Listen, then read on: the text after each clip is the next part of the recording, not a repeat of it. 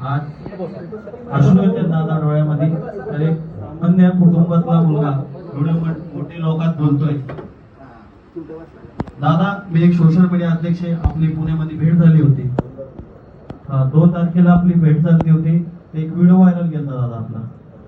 आदरणीय सचिन भाऊ गायकवाड असेल, आदरणीय आनंद दादा असतील, यांनी नेहमी मला सपोर्ट केला. मला एवढी अडचणी आली, एवढं विरोध झाला आणि इंस्टाग्राम वर तर मला एवढं ट्रोल केलं. अक्षरशः मला शिव्या दिले, कमेंट मध्ये सुद्धा शिव्या दिले. अरे काय रे तुझा पवारांकडं, कशाला रे तू हे करतो. मी एक पोस्ट टाकली होती, शिवचरित्र शिकवतो, ज्यांच्या बरोबर राहा त्यांच्या बरोबर निष्ठावंत राहा. तर त्याला मला एवढं ट्रोल झालं तर ते सांगू शकत नाही. मला एवढं शिव्या ते भेटले. पण एक अशोकरावांचं मी भाषण ऐकलं होतं की पवार साहेबांनी माणसं घडवली. हे तर 100% की पवार साहेबांनी माणसं घडवली. जेव्हा माझा इतिहास निघल तर आदरणीय रोहित दादा पवार, आदरणीय सुप्रियाताई सुळे यांच्यामुळे मी घडलो.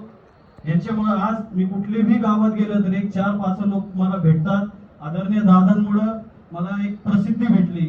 यासाठी दादांचा मी मनापासून धन्यवाद मानतो.